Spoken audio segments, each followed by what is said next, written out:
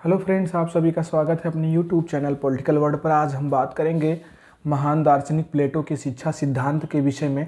जैसा कि हम जानते हैं कि प्लेटो का शिक्षा सिद्धांत जो है वो प्लेटो के एक आदर्श राज्य की स्थापना के लिए सबसे आवश्यक तत्व के रूप में मानता है। प्लेटो कहता है कि किसी भी एक राष्ट्र में जब तक आदर्श शिक्षा की स्थापना नहीं होगी तब तक वह जो है एक आदर्श राज्य नहीं हो बन पाएगा।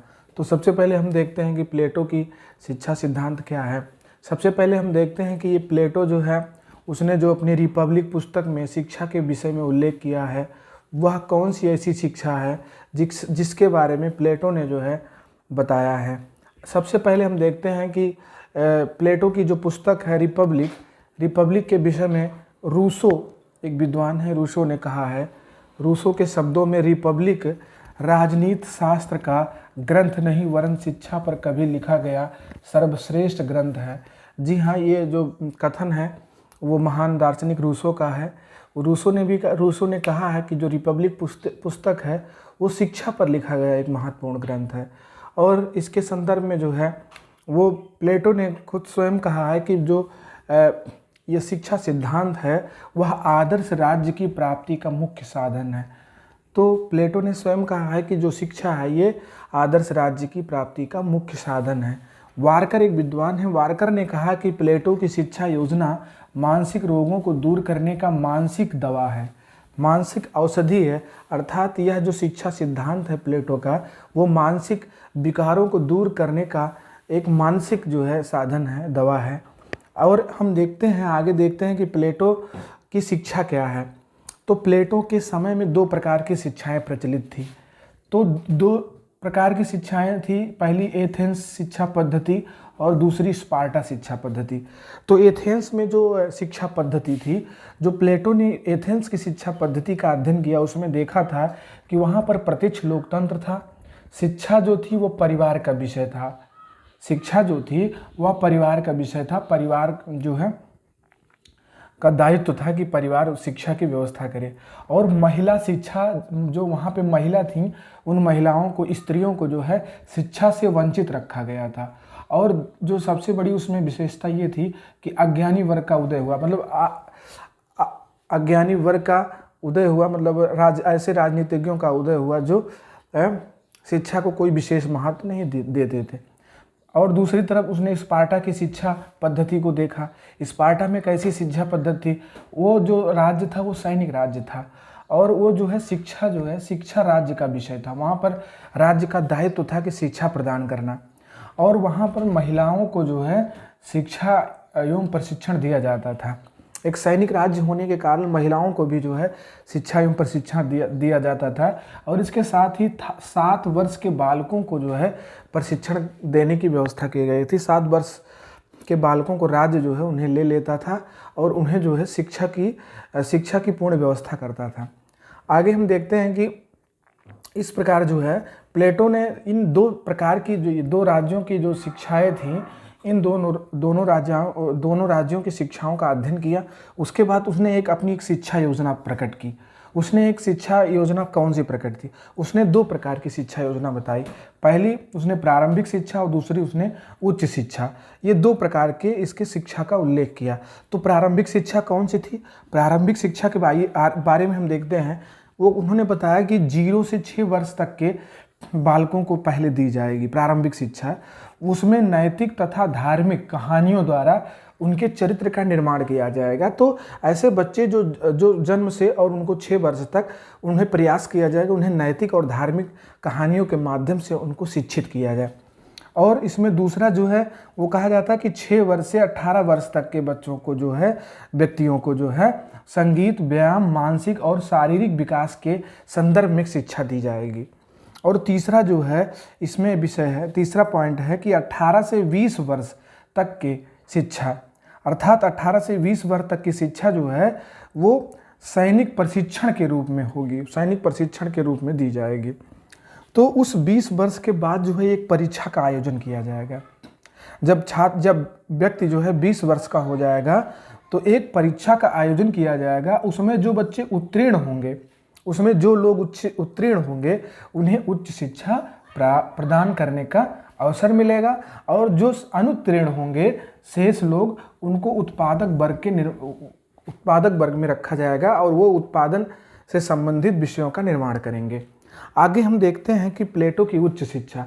प्लेटो की उच्च शिक्षा क्या थी? प्लेटो की उच्च शिक्षा जो थी वो सबसे महत्वपूर्ण ये थी कि जो 20 से 30 वर्ष की समय में दी जाएगी, 20 से 30 वर्ष में दी जाएगी। तो इसमें विज्ञान, तर्क, ज्योतिष एवं गणित की शिक्षा दी जाएगी। और इसके बाद जो है 30 वर्ष बाद एक पुनः परीक्षा की बात की जाती है कि एक पुनः परीक्षा होगी। जो उत्तीर्ण होगा, उत्तीर्ण वर्ग को आगे की शिक्षा जारी रखने का अवसर मिलेगा, और जो अनुत्तीर्ण होंगे, अनुत्तीर्ण वर्ग को सैनिक वर्ग का निर्माण करेंगे और सैनिक क्षेत्रों में वो अपनी प्रतिभा को आगे दिखाने का प्रयास करेंगे। और जो सबसे महत्वपूर्ण क्या है, इसमें 2 प्रकार की शिक्षा, उच्च शिक्षा में 2 प्रकार के इसने बताया कि 2 प्रकार से, कि 30 से 35 वर्ष की अवस्था में जो है वो दर्शन शास्त्र की शिक्षा दी जाएगी। जो व्यक्ति होगा, जो वहाँ का व्यक्ति है जिसे शिक्षा प्राप्त करनी है, वो 30 से 35 वर्ष की अवस्था में दर्शन शास्त्र की शिक्षा उसे दी जाएगी। यह इसकी जो है प्लेटो की जो है ये शिक्षा व्यवस्था थी, जिसे हम प्रारंभिक और उच्च शिक्षा कहते हैं। और उसने कहा कि 35 वर्ष के बाद भी और 15 वर्षों तक शिक्षा जारी रख सकती है।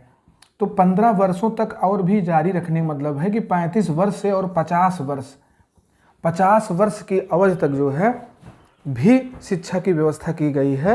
वह शिक्षा जो है व्यवहारिक शिक्षा होगी, वह दार्शनिक साम्राज्य के लिए अति आवश्यक होगी। तो इस प्रकार से प्लेटो ने शिक्षा की बात कही। आइए हम देखते हैं कि प्लेटो की शिक्षा की विशेषता क्या रही। तो सेबाइन एक विद्वान है, सेबाइन ने कहा कि प्लेटो द्वारा प्रतिपादित उच्च शिक्षा, यह सुझाव सर्वाधिक मौलिक और महत्वपूर्ण है। प्लेटो ने कहा कि प्लेटो की जो शिक्षा है, सेबाइन एक विद्वान है, उन्होंने कहा कि प्लेटो की जो शिक्षा का सुझाव है वो सर्वाधिक मौलिक है और महत्वपूर्ण भी है। आइए हम देखते हैं प्लेटो की शिक्षा पद्धति की विशेषता। सबसे पहली विशेषता ये है कि राज्य द्वारा नियंत्रित शिक्षा की व्यवस्था की गई, कि राज्य ही जो है वो पूर्ण रूप से शिक्षा की व्यवस्था करता है। दूसरी, उसने बताया कि स्त्री और पुरुष के लिए समान शिक्षा व्यवस्था हो, अर्थात स्त्री और पुरुष दोनों का सर्वांगीण विकास हो। तीसरी, उसने कहा कि दीर्घकालीन शिक्षा व्यवस्था। पहली चीज़ तो जो ये इनकी शिक्षा है, वो प्लेटो की जो शिक्षा है वो दीर्घकालीन है, वो अधिक दिनों तक, अधिक वर्षों तक जो है शिक्षा, अधिक व्यक्ति को शिक्षा ग्रहण करने की बात करता है। चौथी सबसे महत्वपूर्ण विशेषता है धर्म एवं नैतिकता की उचित स्थान। धर्म और नैतिकता भी उचित समान रूप से समन्वय बना करके उसने अपनी पुस्तक में रखा है। और पांचवा जो सबसे ये इसकी विशेषता है, वो शिक्षा का उद्देश्य सर्वांगीण विकास करना। उसने कहा कि जो व्यक्ति है, जो नागरिक है, जो प्लेटो ने कहा कि जो एथेंस का नागरिक है उसका जो सर्वांगीण विकास हो, यह ऐसी शिक्षा है, वो शिक्षा ऐसी शिक्षा है। और इस सिद्धांत की आलोचना भी की गई है। आलोचना कैसे की गई है?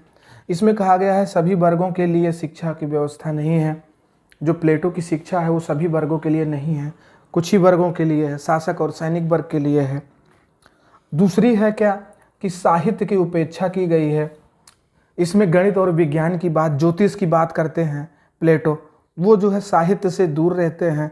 साहित्य की विविधताओं, साहित्य के सौंदर्य से जो है साहित्य को उपेक्षित करते हैं।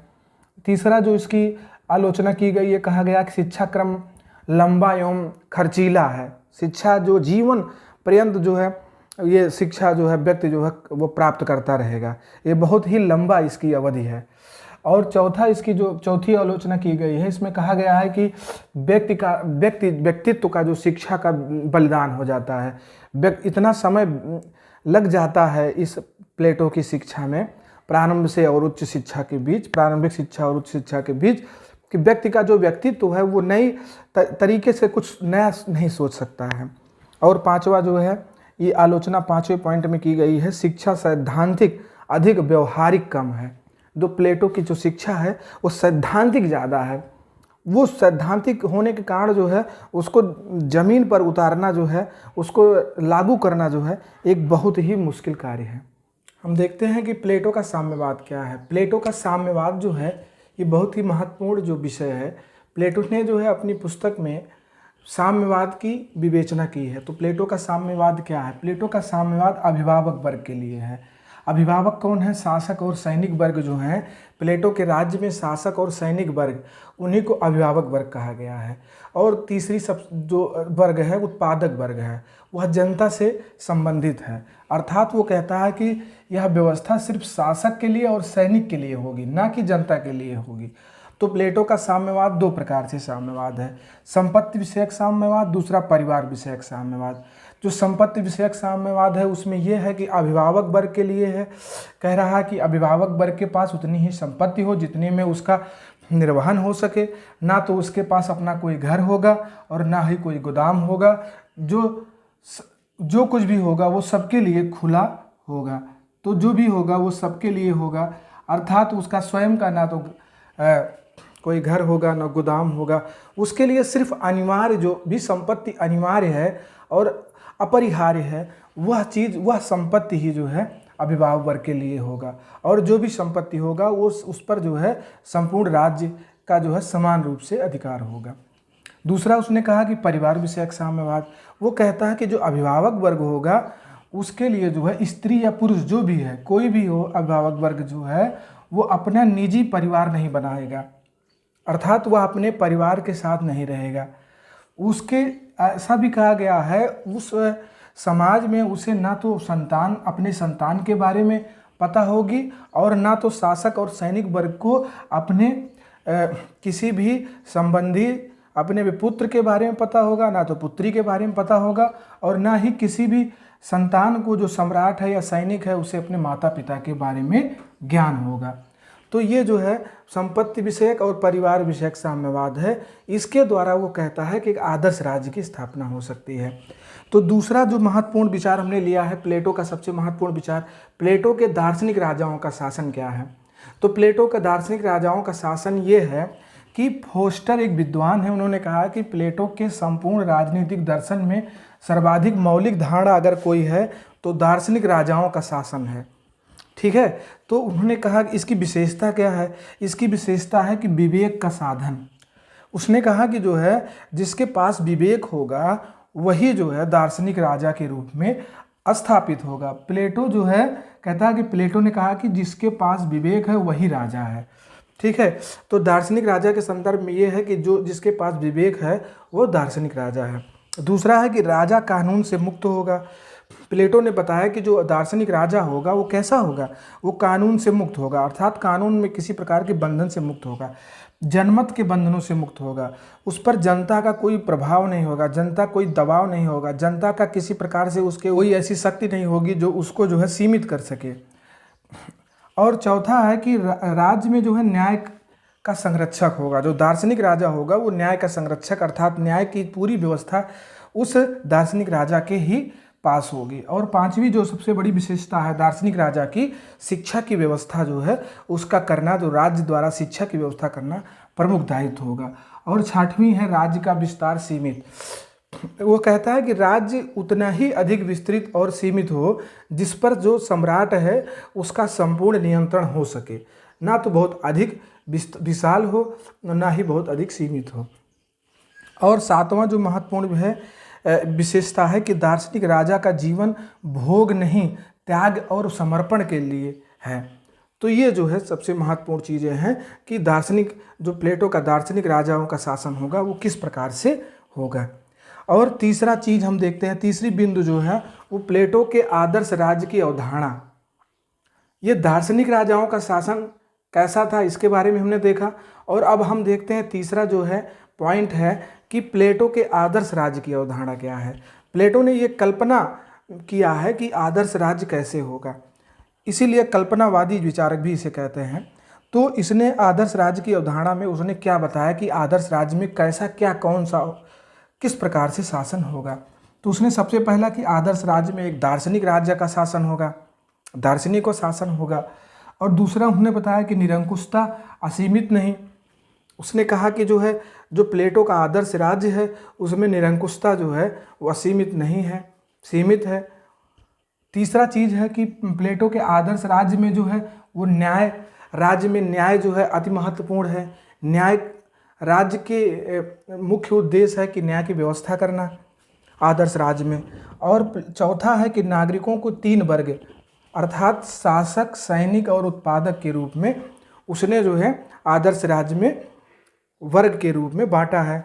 और 5वीं विशेषता जो है आदर्श राज्य की, वो कह रहा है कि कार्यात्मक विशेषीकरण का सिद्धांत लागू होना चाहिए। अर्थात जो व्यक्ति जिस कार्य को करने योग्य है, जो व्यक्ति जिस कार्य में प्रशिक्षित है, जो व्यक्ति जिस कार्य को अच्छे ढंग से कर सकता है, उसे वही कार्य ही दिया जाए। ऐसा प्लेटो का आदर्श राज्य होना चाहिए। 6वां प्लेटो कहता है कि शिक्षा व्यवस्था जो है, शिक्षा व्यवस्था पर शासक का नियंत्रण होना चाहिए। शिक्षा व्यवस्था पर दार्शनिक शासक का नियंत्रण होना चाहिए। 7वां है आदर्श राज्य में साम्यवादी व्यवस्था होना चाहिए। साम्यवादी व्यवस्था क्या है? यही व्यवस्था, संपत्ति विषयक और परिवार विषयक साम्यवादी व्यवस्था होना चाहिए। 8वां है कि स्त्री एवं पुरुष को समान अधिकार प्राप्त हो, स्त्री और पुरुष को समान अधिकार प्राप्त हो। और 9वां है सर्वाधिकारी व राज्य, अर्थात सभी कल्याण जो है वो राज्य के द्वारा ही पूर्ण किए जाएं। व्यक्तियों का सभी प्रकार से कल्याण जो है वो राज्य का दायित्व हो। तो इस प्रकार आदर्श राज्य की स्थापना हो सकेगी। और ये जो है इसकी आलोचना भी की गई है, जैसा कि कुछ विद्वानों ने इसकी आलोचना भी किया है। वो कहता है कि प्लेटो का जो आदर्श राज्य है वो शासक वर्ग की निरंकुश सत्ता है, ये निरंकुशता को जो है दर्शाता है। दूसरा है, कहता है कि उत्पादक वर्ग की उपेक्षा की गई है, इसमें उत्पादक वर्ग का कोई विशेष स्थान नहीं दिया गया है। और तीसरा है स्वतंत्रता का निषेध। स्वतंत्रता जो है पूर्ण रूप से जो है वो दार्शनिक शासक से ही वर्धित है, दार्शनिक शासक के ही नियंत्रण में है स्वतंत्रता व्यक्ति की। और चौथा है कि दास प्रथा पर मौन, उस समय जो सबसे बड़ी गंभीर समस्या थी दास प्रथा, उस पर प्लेटो ने अपनी किसी प्रकार से आदर्श राज्य में कोई भी चर्चा नहीं की है। और चौथी आलोचना की गई है प्लेटो का राज्य जो है व्यवस्था में जो है ये चीज़ें हैं। और चौथा हम देखते हैं ये इसमें प्लेटो के राज्य व्यवस्था में न्याय से संबंधित जो बातें कही गई हैं, न्याय के संदर्भ में ही प्लेटो कुछ ना कुछ वो न्याय व्यवस्था जो न्याय के संबंध में उसने जो विचार दिया था। और यहाँ पे भी जो उसने न्यायालय की बात कही है कि प्लेटो ने बताया कि राज्य व्यवस्था में किस प्रकार का संगठन होता है। उसने कहा एक साधारण सभा होती है जिसमें सभी व्यक्ति जो है जो भी राज्य के सभी व्यक्ति हैं जो वो भाग लेना चाहें उसमें भाग लेते हैं। दूसरी उसने कहा सलाहकारी परिषद, उसमें 37 व्यक्तियों के बारे में उल्लेख है, 37 व्यक्ति होंगे। उसने प्रशासनिक परिषद की बात की, उसने कहा कि 360 सदस्य होंगे सभी प्रशासनिक परिषद में। और चौथा उसने एक विशेषता बताई है कि राज्य में 4 प्रकार से न्यायालय होगा, 4 प्रकार से न्यायालय बताया है। तो इस प्रकार से प्लेटो ने अपने विचार प्रस्तुत किए हैं।